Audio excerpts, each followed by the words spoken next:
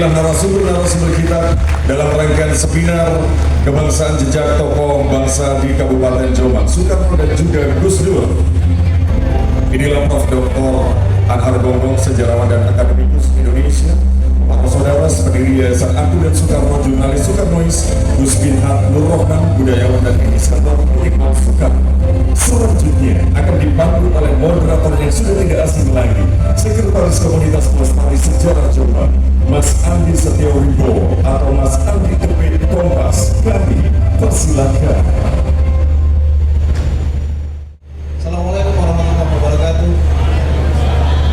Selamat pagi, salam sejahtera untuk kita semua. Terima kasih disampaikan kepada panjenengan semua yang sudah berkenan hadir pada acara diskusi kebangsaan kita pagi ini.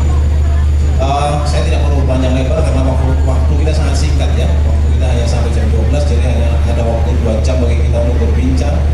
Sebelumnya perkenalkan saya memperkenalkan diri, saya Andi Setiawibowo, bapak rumah tangga yang suka mendengarkan cerita-cerita gitu. Jadi hari ini saya akan menemani panjenengan semua untuk mendengarkan sekian banyak cerita yang akan disampaikan oleh 3 orang narasumber kita.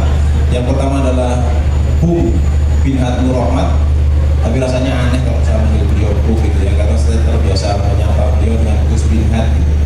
Beliau adalah seorang budayawan, juga penyair, dan juga inisiator titik nol Jombang, titik nol Bung Karno Jombang. Kemudian yang narasumber yang kedua adalah Bapak Rosa Daras. Beliau seorang jurnalis yang sudah berkeliling banyak tempat, terutama sekali adalah tempat-tempat yang menjadi titik persinggahan Bung Karno. Jadi kita nanti akan banyak mendapatkan informasi berkenaan dengan titik-titik yang pernah disinggah oleh Bung Karno di seluruh Indonesia itu. Dan yang paling ujung, yang sangat kita hormati, yang sangat kita sayangi, Pak Profesor Anhar Gonggong, beliau seorang sejarawan yang saya pikir kita semua sudah mengenal beliau gitu ya.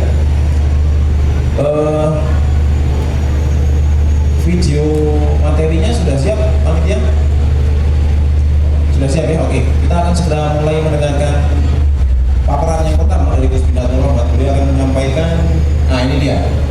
Assalamualaikum warahmatullahi wabarakatuh. Para peserta seminar kalian yang saya hormati, saya berbahagia sekali bisa hadir di acara Hari Jadi Jombang yang ke-114 dan Jombang Festival 2024. Pada kesempatan ini saya ingin melakukan rekonstruksi dokumenter jejak Soekarno di pelosok Jombang. Saudara-saudara sekalian, saya akan memulai kisah Soekarno di pelosok Jombang itu dari jejak orang tuanya. Ini adalah payslip keluaran dari pemerintah kolonial Hindia Belanda. Di sini tertulis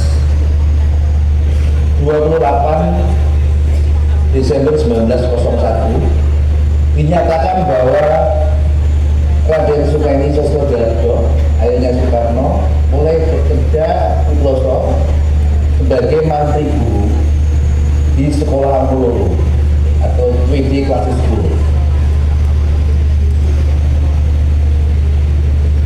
Kemudian ada dokumen lain yang berisi kurikulum vitae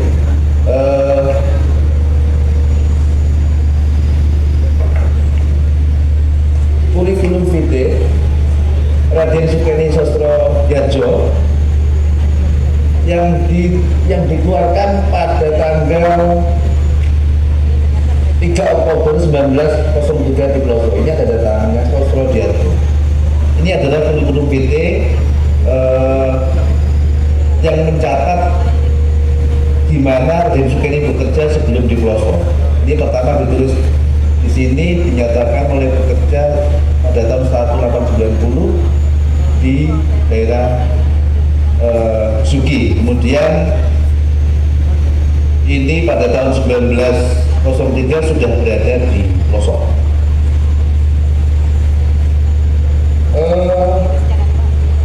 Itu data-data yang menunjukkan bahwa Pak Kenny sudah ada di Jombang sejak tahun 1901. Pada saat itu Pak Sukeni bekerja di sekolah Amboloro yang ada sekitar 150 meter dari rumah kediamannya. Nah, ini rumah kediaman Pak Sukeni. Ini rumah yang sudah mengalami renovasi, yang roboh tahun 2013. Nah, ini rumah Pak Sukeni di pelosok di daerah Raja Agung ya. Ini foto tahun 1964. Ini rumah yang lebih awal, bentuknya seperti ini. Kemudian mengalami renovasi menjadi seperti ini. Kemudian roboh pada tahun 2000. Nah, itu tentang Pak Sukeni. Nah, kemudian ada data dari ITB tentang Soekarno ya. Ini Raden Soekarno. Ini buku Indo ITB, Teknik Book School, keluar tahun 1921. Di sini dinyatakan Raden Soekarno lahir tanggal 6 Juni 1920. Kemudian ada data lagi Tambu itu catatan ya. Nah, ini tulisannya Pak Sukeni. Tambu surat asal usul Raden Sukeni. Jadi di sini dituliskan leluhurnya Pak Kenny itu siapa saja, kemudian anak-anaknya siapa saja.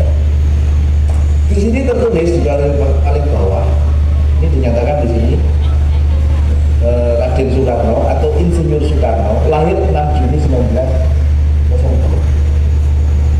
Jadi data-data paling awal tentang Soekarno, kapan lahirnya itu tahun 1902, itu adalah merupakan data-data terawal yang kami temukan. Kemudian ada data dari masa pendidikan Jepang.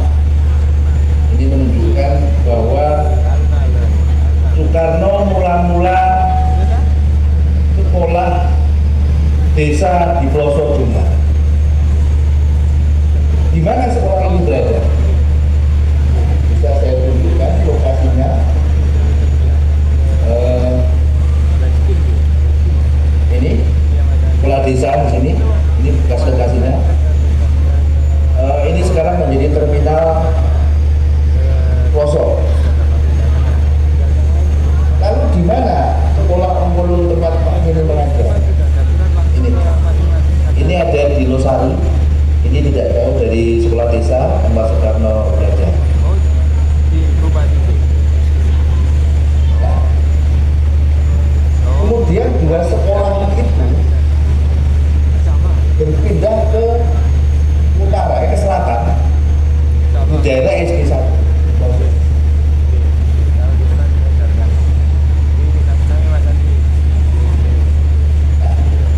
Itu beberapa data awal tentang rekam jejak Soekarno yang berhasil kami telusuri melalui dokumen. Ada juga foto udara yang kami temukan yang menunjukkan lokasi rumah Kepala Soekarno dan sekolah desa dan sekolah Amboloro. Nah, ini adalah foto udara dari tahun 1947 yang menampakkan stasiun pelosok di sini ya. Kemudian bergerak ke arah utara, kemudian ke kiri. Nah, ini. Nah, di sini lah rumah berada.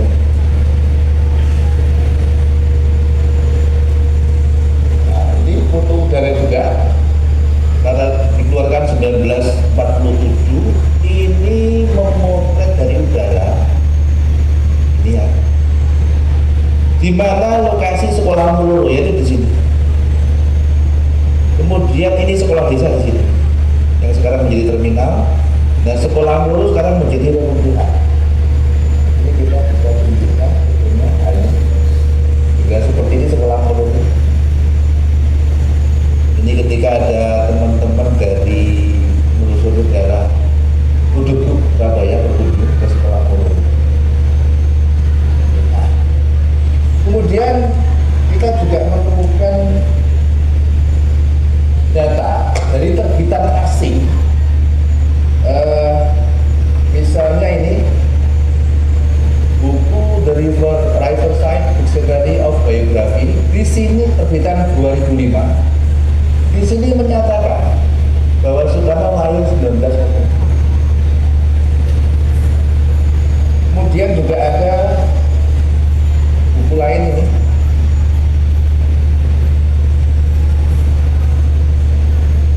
Biografi Yearbook terbitan 1948. Di sini juga dinyatakan Soekarno lahir 1940. Ini juga sebuah buku terbitan 1956 menyatakan Soekarno lahir 1902. Juga data berikutnya ini buku Leaders of Asia terbit pertama tahun 1965. Ini juga menyatakan Soekarno lahir 1902.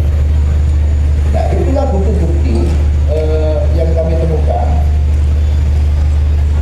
bahwa Soekarno lahir 1902 pada tanggal 6 bulan Juli. Lalu dari mana kita tahu bahwa Soekarno lahir di Pelosok?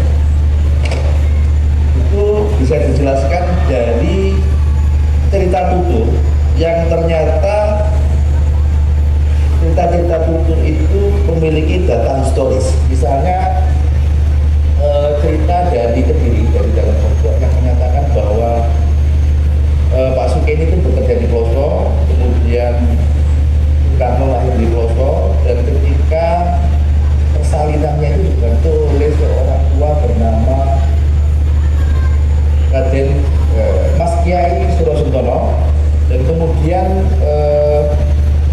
yang menanam ari-ari adalah Sumojani, dan yang mengobati karena kecil ketika sakit adalah Dimas Pendung atau Raden Mas Mosriwoyo, yang juga mengganti nama Kusno menjadi Soekarno.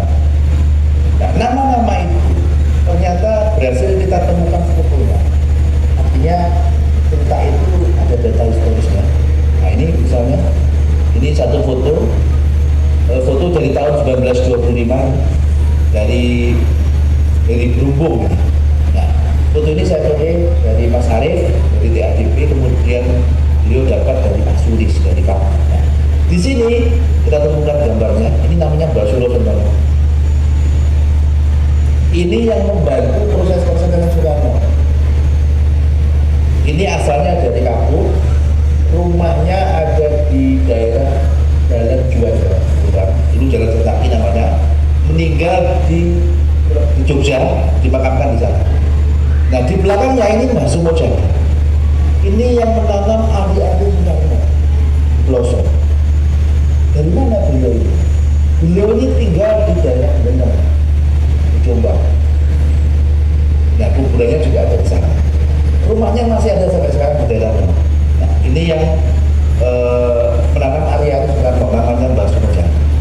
Kemudian ini ada foto, ini Raden Mas Sumosriwoyo atau Dimas Pendung. Ini yang mengobati Soekarno kecil dengan sakit-sakitan, dan yang mengganti nama Kusno menjadi Soekarno. Beliau ini dari dalam pondok begini. Nah, ini fotonya. Waktu itu tinggalnya di Kapuk ketika karena masih kecil, dan Dimas Pendung itu dari Kapuk. Nah, jadi cerita dari dalam pondok itu terbukti punya data historis. Nah, kemudian dari Pelosok itu juga ada cerita tentang beberapa nama yang terkait dengan masa kecil Soekarno, yang itu kemudian kita bisa membuktikan melalui data foto. Ini satu foto, ya. Ini foto diambil tahun 1964. di depan rumah kelahiran Soekarno di Ploso ini menampakkan Cindy Edem, penulis autobiografi Bung Karno, menyambung lidah rakyat. Nah, di sebelah kirinya ini adalah Mbok Suwi. Mbok Suwi ini yang ngomong Soekarno ketika kecil di Ploso. Kemudian di sebelah kanannya Cindy Edem ini ada namanya Mbak Joyo. Mbak Joyo ini adalah teman masa kecilnya Soekarno. Mbok Suwi dan Mbak Joyo berhasil kita lacak bekas rumahnya, masih ada sampai sekarang.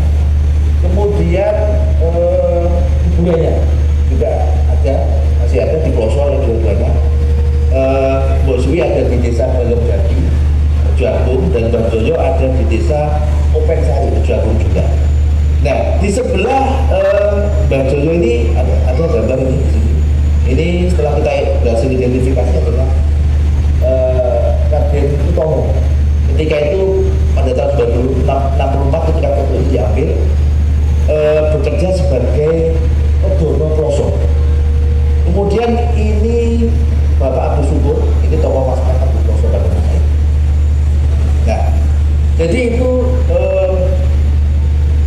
yang bisa saya sampaikan untuk melakukan rekonstruksi dokumenter berdasarkan data-data yang kami peroleh, baik dari dokumen, arsip, foto, kemudian peta, dan juga kita buku dari masyarakat. Jadi semoga dari apa yang saya paparkan melalui rekonstruksi dokumenter ini bisa memberikan informasi yang valid tentang fakta kelahiran Soekarno di Ploso 6 Juli 1940. Terima kasih. Wassalamualaikum warahmatullahi wabarakatuh. Ketika demikian video hasil produksi dari kawan-kawan titik nol Soekarno yang ada di Ploso. Saya yakin banyak sekali pertanyaan yang muncul di diri kita semua gitu ya.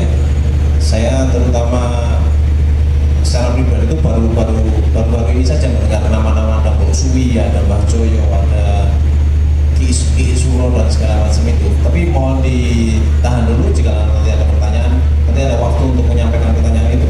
Dan pemaparan Gus Binggar belum selesai pada video ini saja karena akan ada lagi tambahan yang akan disampaikan oleh Gus Binggar. Jadi sekali lagi mohon ditahan dulu jika ingin menyampaikan pertanyaan. PPT-nya langsung ke PPT saja, kawan-kawan operator.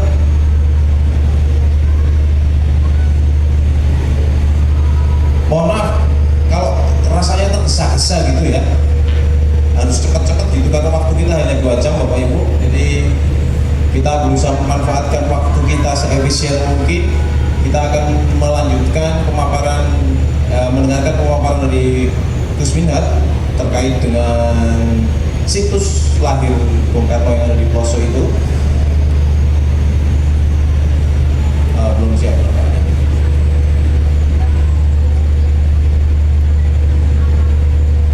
Monggo, mic-nya dibuka dulu aja Gus.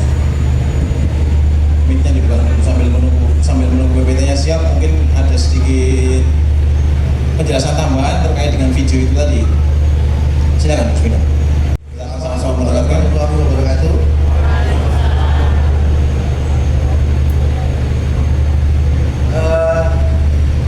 Terima kasih. Saya akan memaparkan secara lebih detail tentang situs rumah kelahiran Bung Karno di Ploso. Operator silakan digerakkan gambarnya. Ini gambar ini berada di sebuah gang buntu di daerah di desa Rejoagung, Ploso pada tahun 1964 tanggal 16 Januari. Foto ini berada di depan sebuah rumah tempat kelahiran Bung Karno seperti yang sudah ditayangkan di video tadi. Nah, yang ada di tengah itu adalah Cindy Edem. Cindy Edem adalah seorang penulis dan jurnalis yang dipilih oleh Bung Karno untuk menulis autobiografinya Bung Karno. Jadi ketika foto ini diambil tahun 1964 Cindy Adams melakukan kunjungan ke beberapa kota di Jawa Timur untuk menggali data tentang riwayat Soekarno.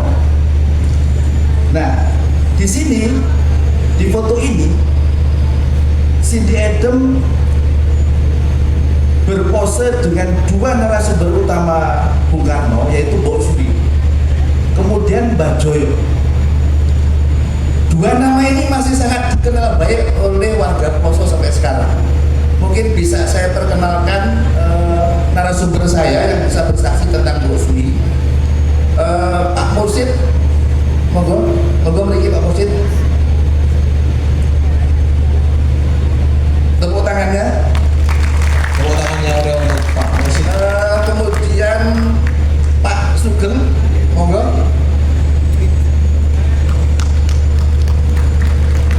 Sama Mbak Hamid.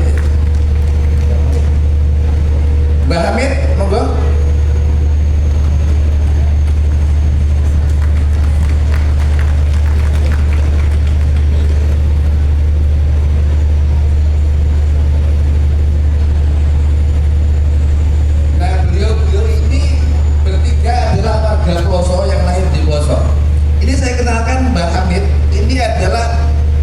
Keponakan dari Mbok Suri yang ketika Soekarno kecil menjadi pengasuhnya. Nah, ini cucu Mbak Suri, Mbok Suri. Nah, yang tengah ini namanya Pak Mursid yang menyaksikan bagaimana Mbok Suri itu posturnya, profilnya seperti apa. Nah, Pak Sugeng ini adalah orang yang bertemu dengan Mbah Joyo Dipo, teman masa kecil Bung Karno di Ploso. Beliau-beliau ini adalah narasumber kami tentang cerita masa kecil Bung Karno di Ploso. Tanpa beliau-beliau ini saya tidak akan dapat data apa-apa.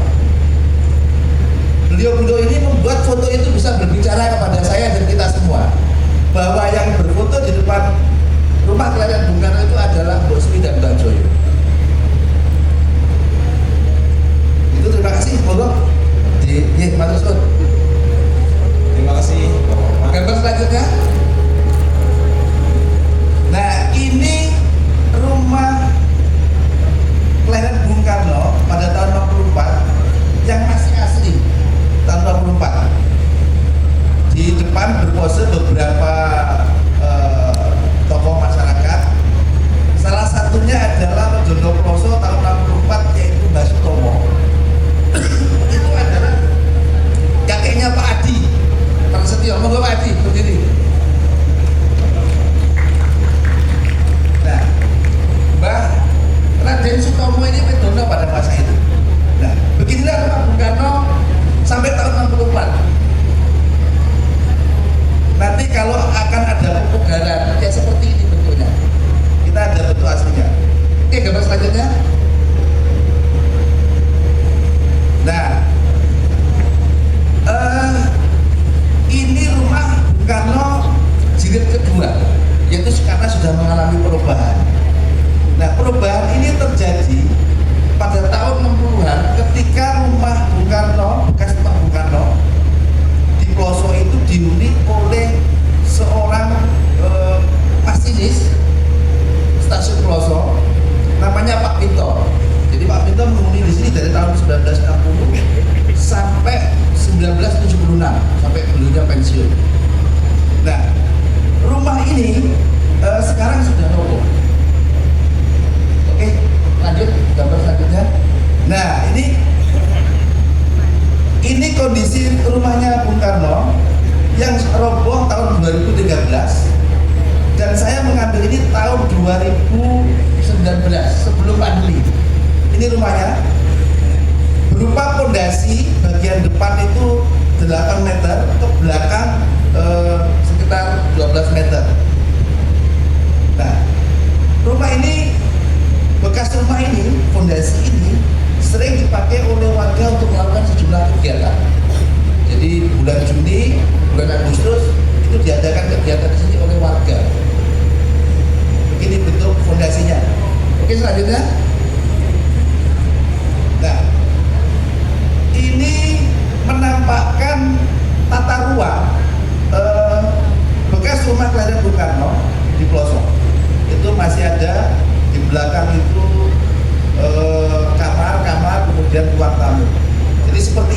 gambarannya bagaimana tata letak, tata ruang rumah kelahiran Bung Karno di pelosok. Selanjutnya, nah ini itu di belakang ada banner ya, itu banner acara. Jadi warga pelosok dulu bikin acara di bekas fondasi bekas rumah kelahiran Bung Karno. Itu masih ada balok-balok kayu juga genting, kemudian ada beberapa bagian rumah yang lain dari rumah kelahiran Bung Karno. Selanjutnya, nah ini kadang-kadang bekas rumah ini juga untuk jemur kasur, saudara-saudara, bisa untuk berjemur juga. Oke, selanjutnya, nah ini adalah sumur di rumah kelahiran Bung Karno. Ini masih asli, sumurnya masih asli. Kemarin Mas Rasa Doros sempat ke sini dan merebut air sumur ini dalam kondisi mentah, tapi beliau tetap siap, malah tambah siap. Oke, selanjutnya, nah ini kamar mandinya, ini masih asli kamar mandinya. Oke, selanjutnya, nah ini kita mencoba merekonstruksi foto bersama di depan rumah kelahiran Bung Karno seperti tahun 1964. Nah, kita berpose di situ. Ini menghadap ke timur rumahnya. Ini ketika kita mendapat tamu dari teman-teman Rudebung Surabaya untuk melihat situs rumah kelahiran Bung Karno di pelosok. Selanjutnya, nah ini foto dari samping. Ke belakang lagi, Ini foto dari samping. Jadi tadi dari depan, ini dari samping. Panjang dari depan ke belakang itu sekitar 12 meter. Nah itu ada Pak Sugeng, ada Mbak Mursid, ada Mbak Biin, ada saya. Oke, selanjutnya. Nah ini yang paling update, kemarin Pak Anar berkunjung ke titik nol Soekarno. Pak Anar memberikan sejumlah masukan kepada kami bagaimana situs rumah kelahiran Bung Karno itu bisa diproses untuk ke arah penetapan rumah kelahiran Bung Karno secara resmi. Saya kira itu yang bisa saya sampaikan. Seandainya nanti ada waktu, kita bisa melakukan dialog terkait dengan situs rumah kelahiran Bung Karno. Wassalamualaikum warahmatullahi wabarakatuh. Waalaikumsalam warahmatullahi wabarakatuh. Terima kasih sekali Gus Mian, tepuk tangan yang mulia untuk beliau. Sekali lagi saya mengharap untuk menyimpan sebentar pertanyaan-pertanyaan yang mungkin muncul di panjenengan terkait dengan apa yang sudah disampaikan Gus Mian terhormat gitu ya. Mungkin sesuatu yang mengejutkan bagi sebagian orang, tapi juga sesuatu yang mungkin sudah pernah panjenengan dengar soal situs kelahiran Bung Karno yang ada di pelosok itu, karena informasi yang beredar selama ini lebih banyak orang yang tahu bahwa Bung Karno lahir di Surabaya gitu, tapi ternyata dari temuan-temuan dari hasil penelusuran dan segala macam memunculkan informasi yang seperti ini. Nah, selanjutnya kita akan mendengarkan paparan dari Pak Saudara terkait dengan situs kelahiran Bung Karno yang ada di pelosok ini. Beliau ini seorang jurnalis yang banyak melakukan perjalanan, banyak melakukan liputan terkait dengan tempat-tempat yang pernah disinggahi oleh Bung Karno, tempat-tempat yang pernah menjadi bagian dari sejarah Bung Karno itu. Kira-kira kalau sudah mendengarkan paparan yang seperti itu, apa yang harus kami lakukan gitu Pak? Mungkin bisa menyampaikan hasil liputan panjenengan selama melakukan perjalanan ke banyak tempat yang pernah disinggahi oleh Bung Karno itu tadi. Monggo silakan. Terima kasih Mas Andi. Ya, Bismillahirrahmanirrahim. Assalamualaikum warahmatullahi wabarakatuh. Selamat pagi, salam sejahtera bagi kita semua. Shalom, Om Swastiastu, Namo Buddhaya, salam kebajikan, Rahayu. Atas berkat rahmat Allah yang Maha Kuasa, saya merasa sangat bangga bisa berada di aula yang sangat mulia bersama senior sekaligus panutan saya, Permana Gonggong, dan juga tokoh budayawan titik nol dari Jombang, Gus Binhat, yang sangat bersemangat dan menginspirasi kita semua. Saya sebenarnya lebih kepada izin Mas Andi, ada beberapa materi yang menjawab request dari PJ Bupati Pak Teguh Dartono untuk berbicara pada seminar kebangsaan Jombang sebagai tempat kelahiran Bung Karno. Sebelum saya barangkali nanti menceritakan pengalaman-pengalaman jurnalistik saya terkait mengunjungi objek-objek dan tempat-tempat yang pernah menjadi tempat persinggahan dan jadi monumen penting bagi sejarah perjalanan seorang proklamator, saya minta izin mungkin operator bisa menampilkan materi presentasi singkat saya. Izin mudah-mudahan tidak terlalu lama karena saya berpikir ini bisa menjadi izin Prof. Nah, next. Jadi saya mention apa yang disampaikan dalam kerangka cuan kerja seminar pada hari ini, bahwa ternyata 45% pelajar SMA tidak memiliki pemahaman mendalam tentang sejarah perjuangan kemerdekaan Indonesia. Ini hasil survei dari Kemendikbudristek tahun 2022. Karena saya kira audiensnya juga banyak mungkin dari para staf pengajar, guru, dan juga pemerhati sejarah, maka ini harus menjadi concern kita bersama. Dan yang kedua, ini saya kira relevan karena 75% generasi muda Indonesia menghabiskan waktu lebih dari 5 jam per hari di media sosial dengan konten yang tidak mendukung penguatan jati diri bangsa. Ini laporan resmi BPS tahun 2023. Ini fakta yang terjadi pada hari ini, Ibu Bapak sekalian. Next. Jadi saya kira kita harus mengerucutkan tema pada pagi hari ini. Yang pertama adalah bahwa generasi muda bagaimana supaya lebih cinta terhadap sejarah perjuangan kemerdekaan Indonesia dan paham tentang sejarah bangsanya. Kemudian tercipta pemahaman kolektif bahwa Jombang adalah bumi kelahiran Bung Karno. Saya kira ini akan coba kita bedah pada pagi hari ini hingga siang nanti. Next. Saya kutipkan dari kata Bung Karno bahwa sebagai bangsa besar kita jangan sekali-sekali meninggalkan sejarah. Kemudian next, saya mencoba menawarkan bahwa kegiatan harus dimulai dari beberapa tahap. Ini hanya pendapat saya, nanti bisa dikaji lagi. Yang pertama adalah kegiatan menyemai cinta sejarah dengan literasi digital. Jadi memperbanyak literasi digital tentang sejarah, utamanya Jombang sebagai tanah kelahiran proklamator Bung Karno. Yang kedua, melalui edukasi, saya kira sah jika institusi terkait memasukkan atau menambah porsi muatan lokal tentang sejarah Jombang sebagai bumi kelahiran Bung Karno.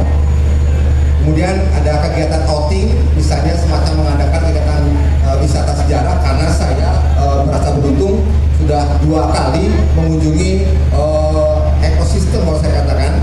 Jadi tidak hanya situs di mana rumah lahir Bung Karno, tapi juga di mana Pak Sukeni mengajar, di mana pertama kali Soekarno sekolah, dan di mana Soekarno pertama kali belajar mengaji.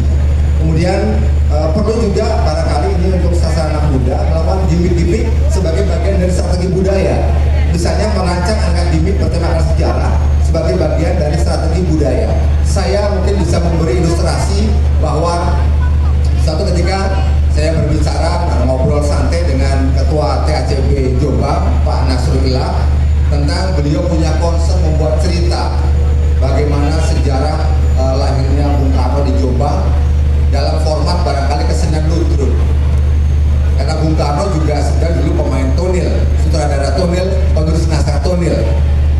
Ini salah satu sarana untuk menyampaikan pesan-pesan kepada generasi muda melalui dimensi budaya. Juga mungkin melalui data-data yang lain. Dan terakhir, saya kira kita semua harus sepakat untuk memberi perhatian ekstra terhadap pewaris pemuda sebagai pewaris negeri, yaitu fokus pada segmen generasi muda, karena mereka lah sebenarnya pewaris kita semuanya yang akan meneruskan budaya kita, yang akan meneruskan sejarah kita, dan tentu saja kita berharap ada transformasi tutur dari generasi kita ke generasi berikutnya dan ke generasi seterusnya, sehingga kita pastikan bahwa sejarah dan nilai-nilai jadi diri bangsa tidak akan luntur. Next. Nah ini saya kira skip, lanjut aja. Ini yang kita topik hari ini. ini juga saya bahan dan saya dapat dari Gus Binhat, dan juga saya coba koleksi beberapa materi yang ada dalam perpustakaan kecil saya, data-data beberapa buku, hanya beberapa buku yang menyebutkan Soekarno lahir tahun 1901. Kemudian berikutnya, ternyata juga ada data-data catatan sejarah yang juga memuat bahwa Soekarno lahir tahun 1902. Saya kira tadi secara rigid sudah dijelaskan oleh Gus Binhat. Berikutnya, nah ini juga satu kacamata pandang yang berbeda. Saya wartawan mencoba mengulik dari berbagai hal, bahwa bukan masalah sepele tentang perbedaan tanggal lahir seseorang. Kita di tradisi Jawa saja misalnya, antara 6 Juni 1901 dan 6 Juni 1902 itu ada beberapa hal yang berbeda.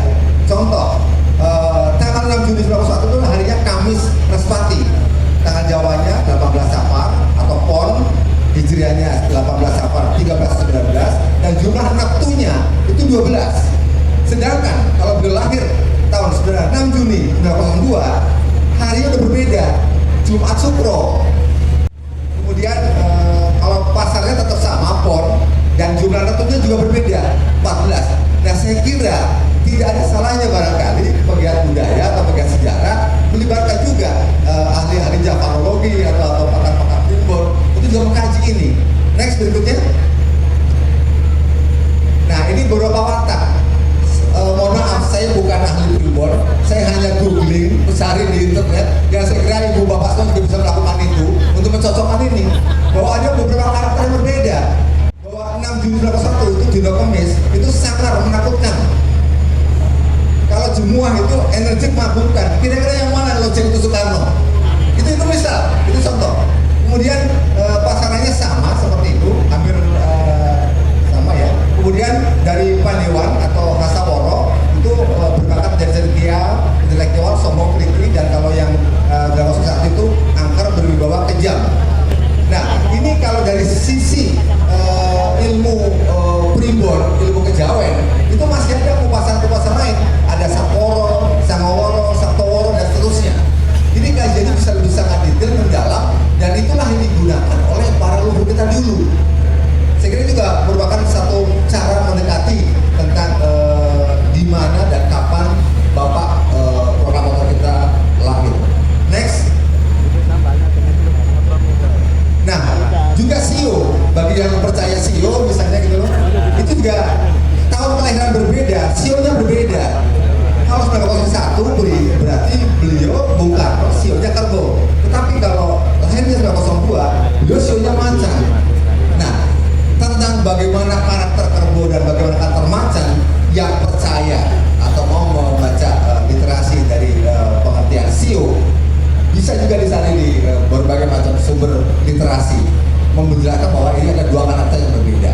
Tiga, mungkin kita bisa ilmu kirologi, kira-kira mana yang cocok buat sosok proklamator kita. Next.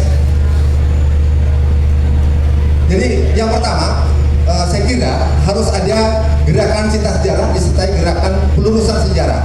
Nah, ini saya merasa perlu menyampaikan tentang 17 dan 18 Agustus 1945.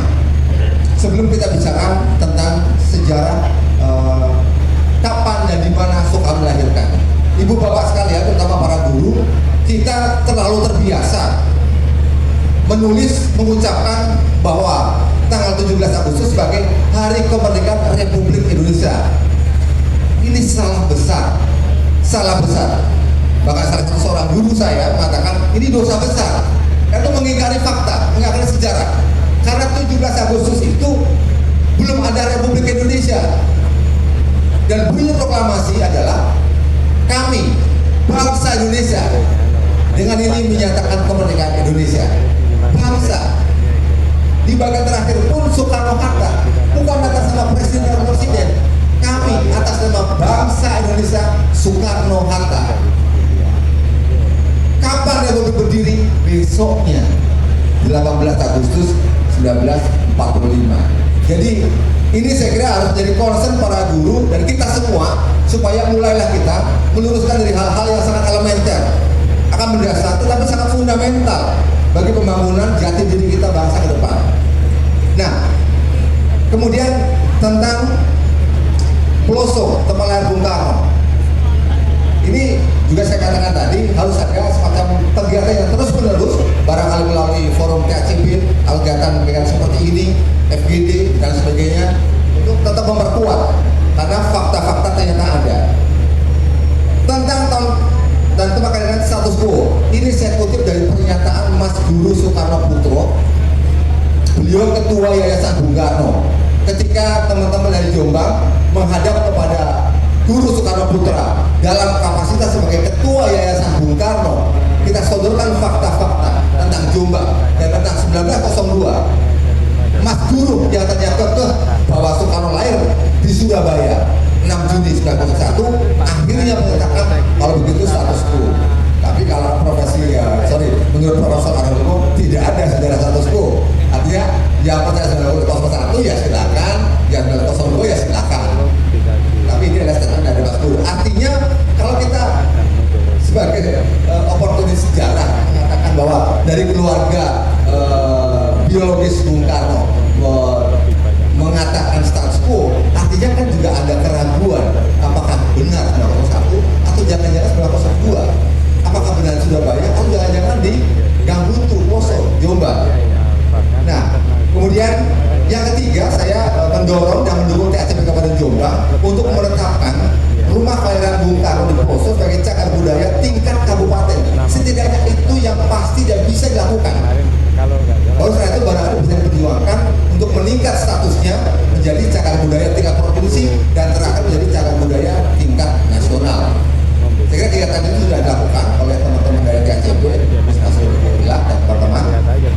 Oke, berikutnya. Ini sebenarnya saya ingin menjelaskan, ada satu link, kalau boleh diklik, operator, boleh diklik.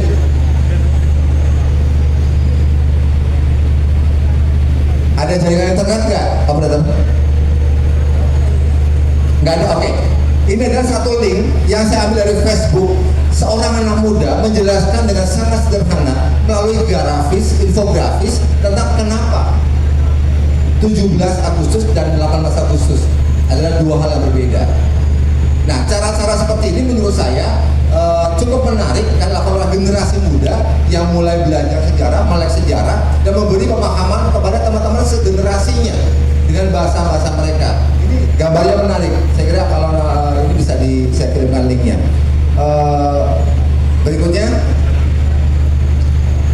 next. Oke, next lagi. Ini tadi saya bacakan sudah. Next lagi. Next lagi, ini intermezzo aja.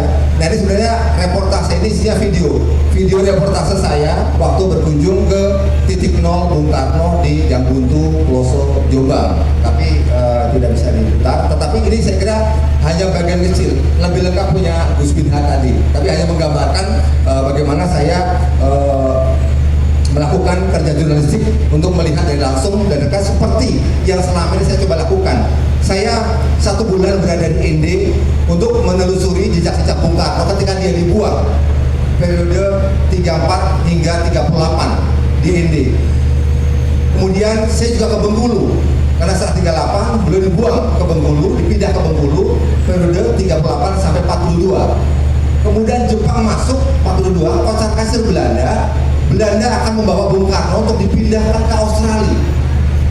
Maka Bung Karno, Bu Ingrid, Riwuga, Ratna Juwami dengan setumpuk gerobak bukunya Bung Karno dibawa dengan kereta pedati melalui jalan darat di tengah hutan antara Bengkulu mengarah ke Padang. Karena kapalnya ada di Padang untuk membawa Bung Karno ke Australia. Itu ketika Jepang masuk. Tetapi ketika sampai di Muko-Muko, Jepang sudah semakin merangsek. Jepang Belanda kocar kacir dan meninggalkan Soekarno sendirian dengan keluarga kecilnya. Sehingga saya pun menelusuri perjalanan darat dari Bengkulu sampai ke Muko-Muko. Terakhir saya juga berkesempatan untuk mengunjungi petilasan atau pasca proklamasi. Beliau sempat dibuang ke Parapat di Sumatera Utara di tepi danau sangat indah, pohonnya di atas ketinggian. Kemudian juga saya setelah dari Parapat baru dipindahkan lagi ke Bangka, tepatnya di Bangka Barat.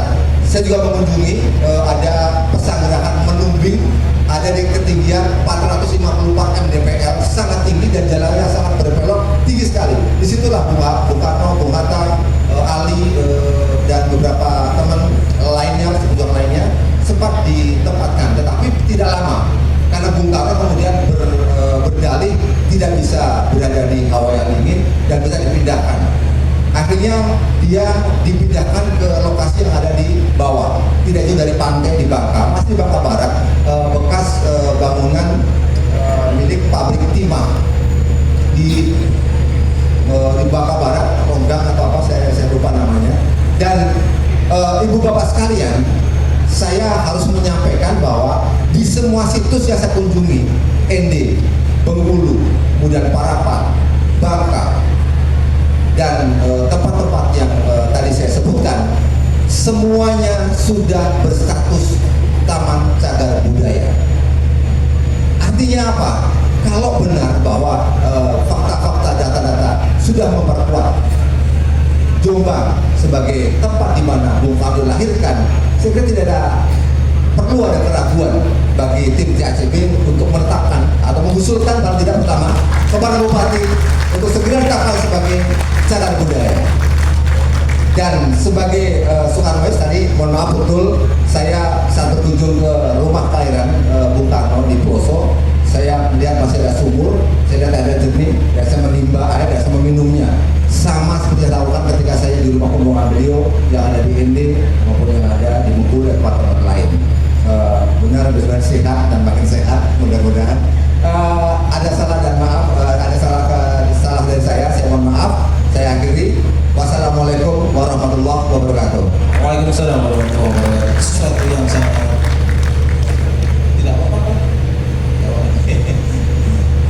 Sesuatu yang sangat menyegarkan bagi kita mendapatkan informasi terutama terkait dengan keberadaan situs-situs yang pernah menjadi tempat singgah Bung Karno yang semuanya sudah mendapatkan status sebagai cagar budaya gitu ya.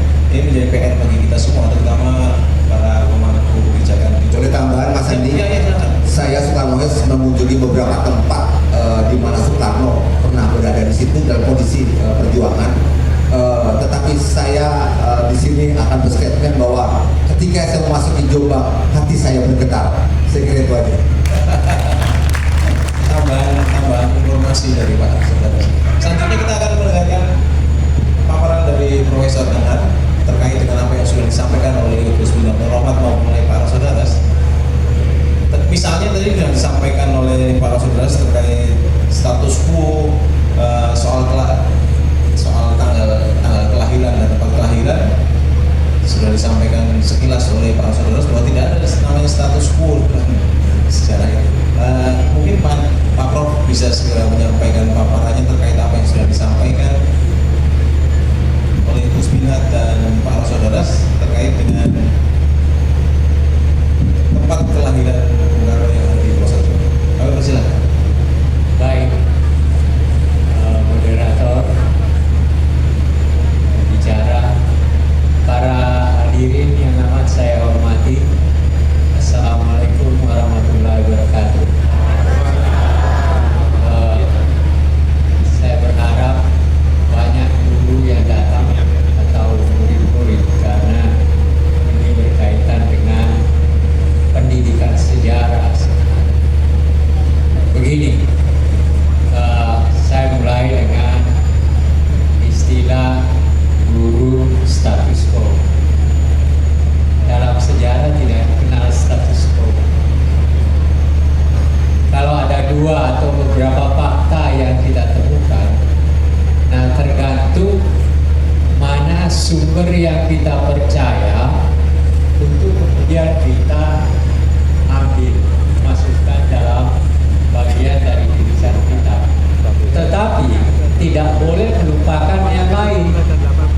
Caranya adalah dengan membuat catatan kaki. Bahwa di samping yang di atas yang saya kutip itu, maka ada pendapat lain, ada fakta lain. Kenapa? Agar supaya kita tidak melakukan satu kesalahan bahwa persoalan itu sudah dilakukan penelitian oleh beberapa orang, dan hasil penelitian dari seseorang tidak boleh seenaknya dikatakan salah atau tidak benar. Nah, itu catatan pertama. Catatan kedua, apa yang dihasilkan hasil penelitian tadi, menariknya adalah apa? Dia menggunakan sumber utama dengan dokumen-dokumen, tetapi juga menggunakan sumber sekunder. Seperti tadi ketika Bapak yang berdiri di sini, itu bukan sumber utama, itu adalah sumber sekunder. Kenapa? Karena dia menyampaikan fakta yang dia tidak lihat tapi mendengar cerita dari orang lain. Dalam sejarah itu juga mempunyai makna tertentu. Saya tidak boleh mengatakan bahwa Bapak itu adalah salah, tetapi saya juga tidak boleh mengatakan dengan segera bahwa apa yang dikatakannya adalah benar. Gitu. Jadi itu persoalan-persoalan yang dalam sejarah memang sering ada metodenya. Ya, metode yang Anda sudah gunakan, Anda melakukan berdasarkan dokumen, tapi Anda juga menggunakan sejarah lisan dalam arti bahwa Anda menanyakan berbagai sumber sejarah tentang tempat kelahirannya dan sebagainya kepada orang-orang di sini. Gloso misalnya, itu kan sumber lisan, sumber sekunder. Sampai seberapa jauh itu bisa dipercaya, nanti ada pembanding yang lain. Tetapi hasil penelitian Anda adalah sangat berguna. Bergunanya kenapa? Bahwa selama ini orang terfokus bahwa Bung Karno itu lahir di Surabaya dan tahun 01. Nah, persoalan sebenarnya yang lahir adalah Bung Karno sendiri tidak pernah melakukan pernyataan di mana beliau lahir, kapan beliau lahir. Kalau kita mengatakan bahwa 01 dan itu yang tertulis dalam buku ada yang saya pelajari yang diajarkan oleh guru saya dulu tahun 2002, semua menyebut bahwa Bung Karno itu lahir pada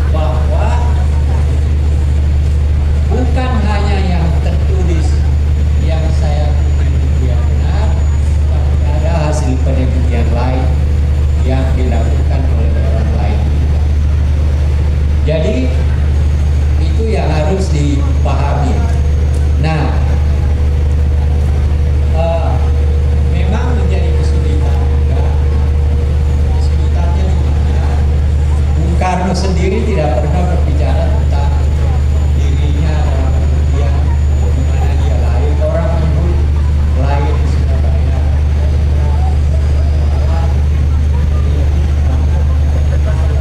Wah, bukan lahir di Blitar. Itu kan. Nah, tetapi bagi saya, ya kalau yang berkata di Blitar menggunakan sumber yang benar, sah saja. Nah, tapi setelah saya baca, saya pelajari dari hasil penelitian Anda, tampaknya hasil penelitian Anda itu memang boleh dikatakan memenuhi persyaratan untuk diberitahu kepada orang lain, diberitahu secara luas kepada masyarakat luas. Bahkan kalau mau dijadikan cagar budaya misalnya pelosok, nggak perlu Anda betul-betul pusat yang menentukan, tidak ada urusannya pusat. Urusannya adalah hasil penelitian Anda, dan Anda yakin bahwa dan pemerintah daerah kabupaten percaya bahwa hasil penelitian Anda adalah bisa dipercaya, maka kabupaten aja yang keluarkan bahwa itu adalah cagar budaya. Dan itu mulai diajarkan anak ibu-guru, tolong diajarkan ke murid-muridnya. Tetapi jangan lupa untuk selalu memberikan bahwa sebelumnya ada pendapat lain, dan yang dihasilkan di sini adalah pendapat baru dari sebuah penelitian baru juga. Kalau yang tahun 1901 kan itu hasil penelitian yang lama. Nah, hasil dari penelitian bahwa Bung Karno tidak lahir di Surabaya, melainkan di Jember, di Jombang pada tahun 1902 dengan fakta-fakta yang diberikan. Nah, itu hal yang bagus dalam arti kata memperluas pengetahuan kita tentang tokoh besar ini. Nah, secara psikologis begini, orang Jombang akan berbangga diri bahwa tokoh besar kita yang memproklamasikan kemerdekaan bangsa lahir dan melalui prosesnya menjadi tokoh besar mulai dari pelosok. Secara psikologis itu penting. Guru-guru tolong diperlihatkan bahwa seseorang bisa menjadi besar tidak perlu orang kaya dan tidak perlu selalu berasal dari kota.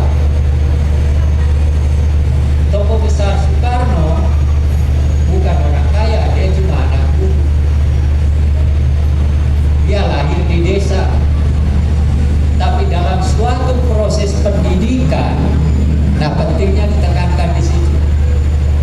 Pentingnya ditekankan di situ bahwa dari anak desa, dari anak seorang guru bisa menjadi tokoh besar dan menjadi pemimpin utama kita lewat apa? Lewat kemampuan untuk bergumul dengan pendidikan. Yang merubah nasib Soekarno untuk menjadi besar bukan karena dia anak desa, bukan karena dia anak guru, tetapi oleh karena dirinya yang menganggap bahwa pendidikan itu penting. Jadi Soekarno menjadi besar dari anak desa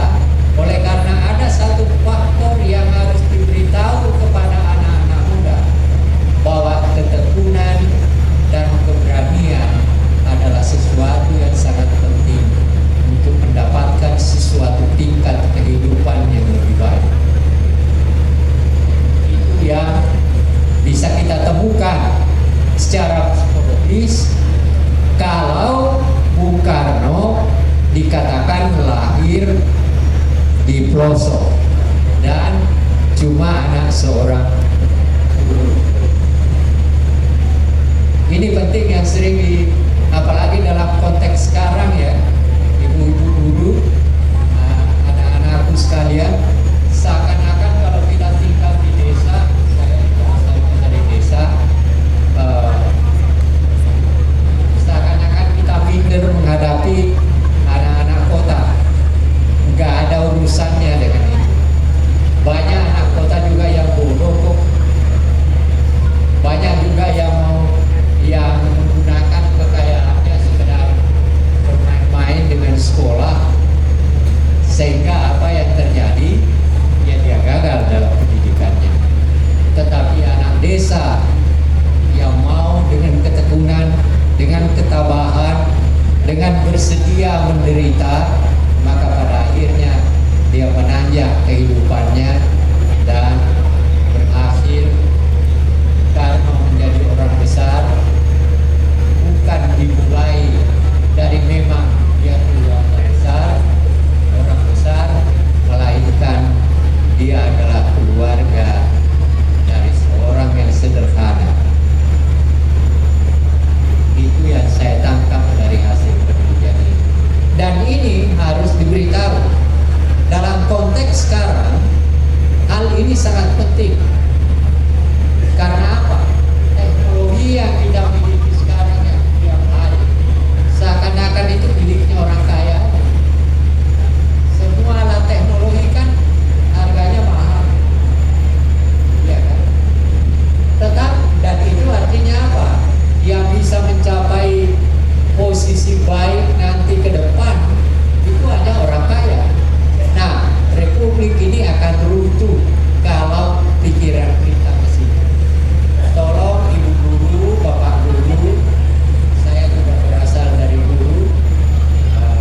Karier pertama saya adalah guru SMA di Metro Lampung, dan saya beranggapan guru adalah pekerjaan saya yang terbaik dan saya paling senangi.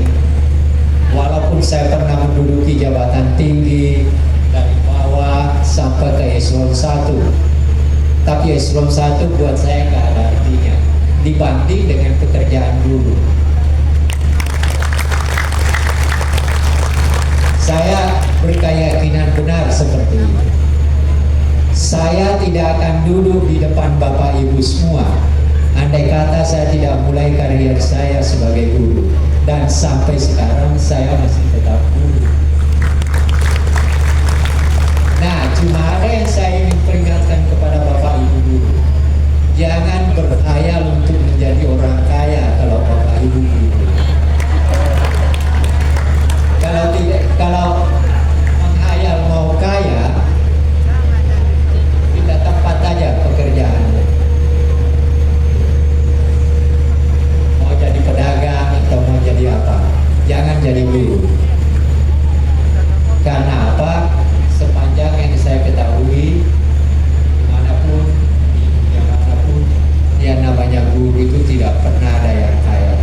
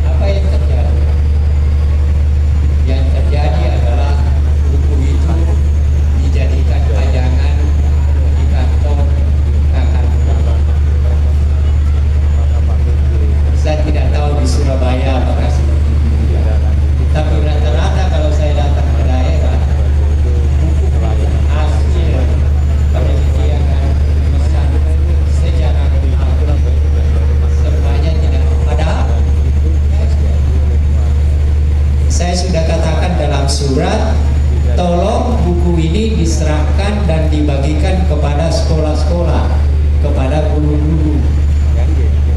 Tapi yang terjadi cuma dipajang di lemari kakakwi. Brengseknya di situ, saya nggak tahu sekarang. Terima kasih. Ada tantangan yang sangat menarik bagi kita semua, terutama dari mungkin kawan-kawan guru sejarah yang hadir di sini ya. Ternyata ada slot 20% yang sesuai undang-undang, jadi kita nggak akan melanggar undang-undang. Kalau misalnya nanti memasukkan sejarah lokal Jombang dalam buku sejarah itu asalkan tidak melebihi 20% gitu ya. Itu kerja keras dari kita semua untuk bisa melakukan itu. Saya lupa. Ibu bapak guru, kemarin saya sedih. Saya nonton di TV. Mana itu ada 4 anak SMA oleh kru TV itu yang ditanyakan adalah apa ibu kota Jawa Tengah, apa kepanjangan MPR. Tidak satu dari 4 siswa SMA itu mau menjawab. Ada yang mengatakan ibu kota Jawa Tengah adalah Solo, ada yang mengatakan ibu kota Jawa Tengah adalah Yogyakarta. Dan apa kepanjangan MPR, tidak satu pun yang bisa menjawab. Nah, apa artinya? Kalau anak-anak SMA dan anak didik kita seperti ini, masa depan Republik ini pasti buram, tidak akan menjadi emas. Ketika kita berusia 100 tahun kemerdekaan bangsa, jangan berharap dengan anak yang sebodoh ini akan menyebabkan kita menjadi bangsa yang besar dan bangsa yang maju. Jadi tolong, ini adalah tanggung jawab guru. Walaupun terus terang, saya termasuk pengkritik terhadap sistem pendidikan sekarang yang dijalankan oleh Menteri Pendidikan Nadiem. Kenapa? Kesalahan pertama yang dilakukan adalah dia membuat kurikulum merdeka. Nah, kata merdeka tidak perlu digunakan karena pendidikan itu memang tujuannya untuk memerdekakan.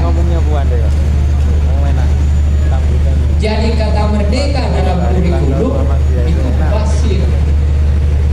Karena kita duduk di sini sebagai orang pendidikan karena kita punya kemerdekaan untuk berpikir. Kalau enggak kan enggak. Jadi kata merdeka yang dikaitkan dengan kurikulum itu salah besar. Nah, kesalahan daripada pemerintah sekarang mengangkat Menteri Pendidikan yang tidak mengerti pendidikan. Itu sudah dikritik langsung oleh mantan presiden, wakil presiden ke-10 dan wakil presiden ke-11 Pak Yusuf Kala. Dia katakan, ya gimana pendidikan sekarang mau baik? Lah menterinya nggak pernah masuk kantor, nggak pernah mengunjungi satu universitas. Selama jadi pendidikan, Menteri Pendidikan 5 tahun, Menteri Pendidikan kita itu tidak pernah mendatangi satu pun universitas untuk berdiskusi. Ya lalu mau apa? Ya saya cuma sering ya, terlalu jelek juga kritik saya. Saya pernah katakan, ya tolong harus dipahami, mengurus pendidikan itu tidak sama dengan mengurus Gojek. Terima kasih. Ya, terima kasih Pak pencerahan yang luar biasa bagi kita semua itu ya. Ada banyak tantangan ke depan bagi kita yang harus mau tidak mau kita harus bergerak terus gitu. Tidak ada